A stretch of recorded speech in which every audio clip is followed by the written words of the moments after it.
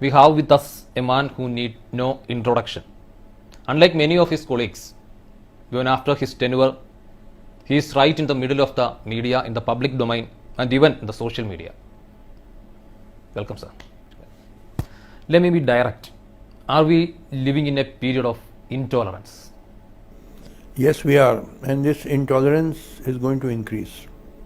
There are powerful vested interests who are working at polarizing the people in their own selfish interest, and this is very harmful to the country and must be opposed by all patriotic people. Is this vested interest, do you mean they are political? Can we be more direct? Yes, political. Some parties work on communal lines, some parties work on caste lines. All these parties, they work on lines to polarize the country. And therefore all these politicians are a set of rogues and rascals who have looted the country, who divide the people on caste and religious lines for their vote banks, and they deserve to be shot. Can we say it is the BJP who leads the present government? BJP divides people on religious lines, other parties divide people on caste lines. I make no difference. All the politicians, they are rogues and scoundrels. They have. I mean, it's so sad. Such a great country is in the hands of gundas. These are nothing but gundas, criminals, and they all deserve to be hanged. All our politicians. This country is heading for a revolution. Just imagine, prices are shooting up the roof. 200 rupees a kilo dal. What is the price of onions? What is the price of mustard oil? Unemployment is increasing. Massive unemployment in the country. The crisis, it is all heading towards a crisis. When there will be a revolution in this country. So you mean you see no hope presently? I see hope, but revolution is my hope. You see, there can be one building which can be repaired or renovated. There can be another building which is so dilapidated that you have to, it requires demolition and fresh construction. So, there is no construction without destruction. You have to destroy this system. It is outdated. Our constitution has exhausted itself. All our institutions have collapsed. Do we have a parliament? The whole monsoon session was washed out. Shouting, screaming, there was no business transacted. I am sure that is going to happen in the winter session and thereafter in the budget session. Parliament is finished. It will never work now. Whoever is in opposition will not allow the parliament to function. When BJP was in opposition, they did not allow parliament to function. Now, Congress and others, I know, they will not allow it to. Parliament is finished. Judiciary, it takes 25-30 years to decide a case finally. Is this a judiciary or a joke? And half of the judiciary has become corrupt. I know, I was part of the system. Bureaucracy is largely corrupt. Everything has collapsed in this country. Now then, it is all a empty shell, hollow. So it requires a revolution. By revolution, you mean revolution in real meaning or some change in the system? Yes, change. Real meaning is complete change. We have to have a just social order where the standard of living of the people is rising. You see, the test of every system is one and only one. Is the standard of living of the masses rising in that system or not? Whether you call it capitalism or socialism or communism or any ism, the test is only one. Is the standard of living of the masses rising or not? So we have to create a system in which the standard of living of the masses keeps rising. That can only come by a revolution. Therefore, the solution to our country's problems do not lie within the system, they lie outside the system, which means the system has to be destroyed. This system will not allow progress to take place. You are seeing prices are rising, unemployment is rising. All this talk of Vikas has proved to be hollow. Where is the development? So it was all a fraud. You said about corruption. Also, we discussed about communalism. What is more dangerous? See, both are dangerous and they are complementary to each other. This is a country of great diversity. so many religions, so many castes, so many languages, so many ethnic groups. So the only way to keep united and progress is secularism and giving equal respect to everybody. So communalism is an enemy of this nation. All those who are communal are traitors to this nation, enemies. And similarly, casteism is also an enemy to the nation. Corruption is also an enemy to the nation. At every level there is corruption in this country. So very tough measures have to be taken, which is not possible within the system. It is when some kind of like in the French Revolution, when it came, then they guillotined all these aristocrats. They cut off their necks.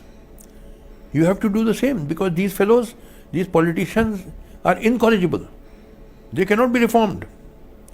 They have to be shot or hanged. They will not change them like a leopard who cannot change his spots. These politicians will not change their nature. They have no genuine love for the country.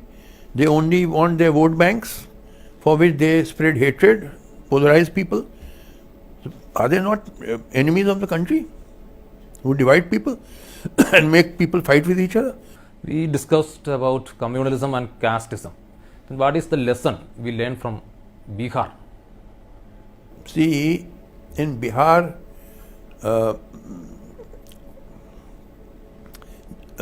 Can we have some hope from the result? No, please don't have any hopes. But it was important to defeat the BJP, because these BJP people had become, very arrogant. They thought they are ruling the whole country. So they needed a big jolt, which the Bihar election has given them. But please don't have any illusions about those who have won the elections. Please don't have any illusions about them. They are part of the system, and as I said, the solution to the country's problems lie outside the system, which means after a revolution. So nothing substantial will change in Bihar. But yes, one good thing happened was that these BJP people had to be given a big slap on their face, which was given by the people of Bihar. Yes, this arrogance. Many leaders like Arrogance and spreading communalism. These people had, just see what they were lynching of that Ikhlaq in Dadri, and attack on Muslims in Ballabgarh. Earlier it was in Muzaffarnagar, to polarize people. This beef politics, all the hate speeches by Aditya Nath and Sadhvi Prachi and so on. I mean, this was being deliberately done to spread communalism. How can we say that it is deliberately being done? Because I'll tell you very simply. BJP vote bank in North India, like I belong to UP, Bihar, the big states, is the upper caste Hindu votes.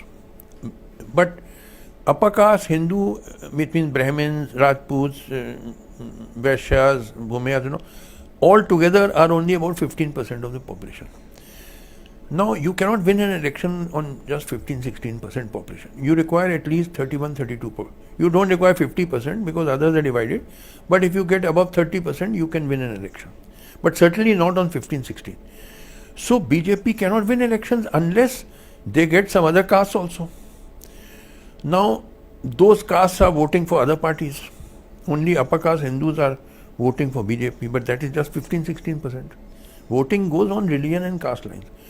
The only way BJP can succeed is by spreading communal tension and communal riots, because as against Muslims, other Hindus tend to unite. Otherwise, they are divided on caste lines and voting for different parties. But for example, Babri Masjid issue, Ram Janmabhoomi, on that they united against Muslims. So BJP can only thrive when there is communal tension and communal hatred and communal riots. Otherwise, they will just see what happened to them in Delhi and what happened to them in Bihar. Because that Vikas slogan which had got them votes has proved to be hollow, empty gas. There is no Vikas. There are no jobs are being created. So the only way now they can win is spreading communalism, and that they are going to do. Do we need to discuss beef in a manner as we do now? Listen, regarding beef was of course being used by these BJP people and all, but I have expressed my views earlier also. I eat beef. Today I eat beef in your hotel. I am a Hindu Brahmin, Kashmiri Brahmin. I don't see anything wrong in eating beef. Most of the world eats beef. America eats it, Europe eats it, Africa eats it, China eats it, Japan eats it, Australia eats it, Thailand eats it. In parts of India, your Kerala people, Northeast people eat. So are they all wicked people? And we alone are sadhu sant. And how can a cow be a mother? You say go mata. Can an animal be a mother of a human being? Is it not nonsense? I'm not compelling you to eat beef. Don't eat if you want. I want to eat, let me eat. Similarly, I tell even Muslim, you should eat, if you want, you eat pork. Nothing wrong in it. When it was banned by Islam, at that time there were no modern dairies. These pigs used to eat filth on the road and all, and if you ate their flesh, you would get diseases like tapeworm. But today, pigs are bred in modern dairies, and they are neat and clean. I've been eating ham and bacon for 50 years. I have not got tapeworm. Jinnah the founder of Pakistan used to eat. So nothing wrong. So I've told Muslim you eat pork, and I've told Hindu you eat beef. I'm not compelling you, but I said nothing wrong in it. And as regards they say, oh, it is against Hinduism, against Islam. I said, look, let me tell you, all religions are superstitions and false. The truth lies in science. I uphold religious freedom. I am against trying to suppress anybody's free. You want to go to temple, church, mosque, you should be free to practice your religion.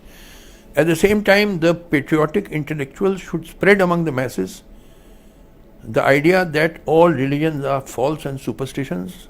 The truth lies in science. That alone will take you on the path of progress. So, this beef these people are propagating, they think they will get some votes, but actually they will not get votes. You know why? See, when the prices of foodstuffs are shooting up, when there's so much unemployment, so people first want food and jobs. Religion will come later. So now you cannot befool the public by talking of beef. That did not succeed in Bihar. So if these people think that by spreading this beef politics, they will get votes, they will not, because now people have seen through all this. When prices are rising so high, unemployment is rising so high, they know that real thing is food and jobs, not beef. All these things are happening in the country. Intolerance, arrogance, lynching of people, everything is happening, communal riots. And our Prime Minister is creating a somewhat other perspective of the country while traveling abroad. And large number of people are coming to see him, attend his functions. Listen, I was told, firstly he went to Wembley. I don't know whether you have idea of England. Wembley is a place in near London where there is a big concentration of Gujaratis. Just as Southall is a place where there is a big concentration of Punjabis. So different localities in or around London have concentration of people from different parts of India. He chose Wembley because the Gujaratis, firstly. He's got more Gujarati supporters. All very well planned. And secondly, I was told by, in fact, that many of these tickets were given free to people by the organizers. And people had just come to see a tamasha. And how does it benefit India, tell me? Has it reduced unemployment? They say he goes there to get foreign investment into India. Firstly, foreign investment will not come into India. Because the businessman, whether Indian or foreign, he wants profits. He is not here to do charity. Why will he set up a factory in India when most of India there is no infrastructure, there's massive red tape, there's so much corruption? Are any industries being set up in India? Even Indian businessmen are not investing in India. Why will foreigners invest in India? How do you rate our Prime Minister, Narendra Modi? He's a big fraud. He created an illusion, Vikas. You know, at that time, before May 2014 election of Lok Sabha, I was chairman press council. A lot of young people from all over India came to meet me, from universities, and I asked them, and they were solid supporters of Modi. Why? Because he said there will be vikas, development, and that created the illusion that millions of jobs will be created. So they all saw it, because young people want jobs, but there are no jobs. Jobs can't be created by shouting slogans. Jobs are created when the economy is rapidly expanding. But the Indian economy is stagnant. Rather, it is shrinking. Latest figures show the manufacturing decline, export decline. So, in fact, jobs are becoming less. Recently, UP government advertised 350 jobs of PNs, class 4 jobs, chaprasi jobs. There were 25 lakh applications, of which 250 PhDs, 2500 MSc, MBA engineers, 25 lakh for 350 jobs of PNs. You can imagine the level of unemployment. So where is the vikas? It was all fraud. It befooled the public. How can we interpret his silence in all these issues? They are arguing that a Prime Minister need not attend to all the issues, need not answer to all the questions, all the happenings. See, I am saying the test is one and only one. Is the standard of living of the masses rising or not? Which means, are people getting jobs? Are people getting food? Are people getting health care? In these 18 months, has anything been done, or just stunts like Swachhata Abhiyan, cleanliness drive, or Yoga Day, or what was that, Ganga cleaning? All these are stunts. He is an expert in stunts, but there is nothing in the man. He has no ideas. He is a hardcore RSS man. RSS people, what are they except their hatred of rabid anti-minority people, hatred of Muslims and Christians. There is nothing in them. They are not even Hindus. They have no idea, this RSS and BJP, about the great Hindu intellectualism. All they spread is hatred of minorities. Then that is all they have in them, in their arsenal. According to you, how the intellectuals of the country should respond to such a situation? Some artists are returning their awards. There is criticism against such a move also. How they should respond? Yes, rightly so. They should oppose these divisive elements, these divisive forces, because it must be remembered that India is a country of great diversity. So the only way we can remain united and progress is by secularism and by combating communalism. So I am fully in support of these people who are returning awards. It is true, they are not very rich people, not very powerful or effective people. They are middle class, ordinary people, and some of them had got benefits also. But this is to be appreciated, that they have stood up against this spreading of hatred, communal hatred. They are to be appreciated. Apart from this direct political issues, we see so much energy in you while responding in handling the social media and the new platforms of communication. How come? See, people have sometimes told me that, Justice Kaju, why is it that you are always in some controversy? Why is it that you are always creating controversies? I said that, look, I have no desire to create controversies. Believe me, I am a very shy person. I remain in one room the whole day. You can ask my wife, I don't go out anywhere.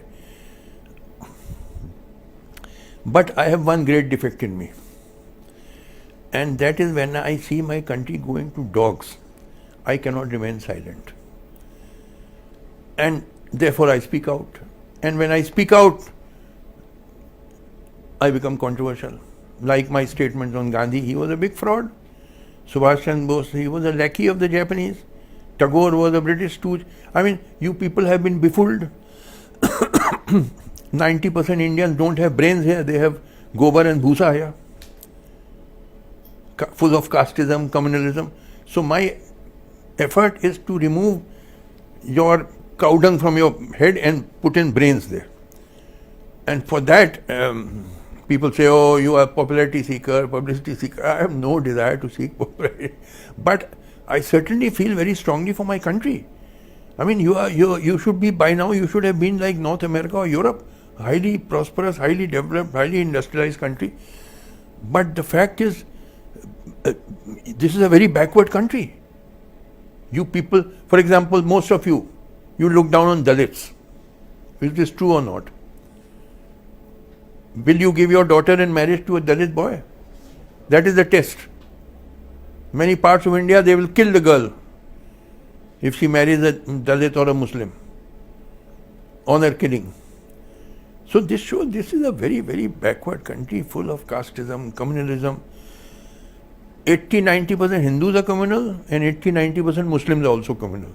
The communal poison injected after 1857 is so deeply entrenched, it will take 20 years to remove it.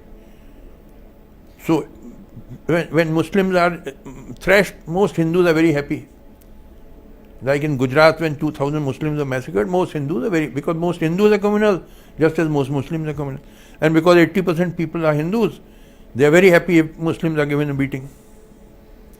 So my effort is to help my country rise up and become a prosperous, highly developed, highly industrialized country where everybody is enjoying a high standard of living, getting decent lives.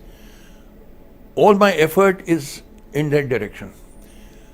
I'm doing it through ideas, because ideas are very important at this stage of our historical development. Correct idea. You people have been brainwashed into stupid ideas. My effort is to remove those stupid ideas and replace them by scientific and rational ideas. Keep going and let more people follow you in future also. Thank you. Thank you. Thank you.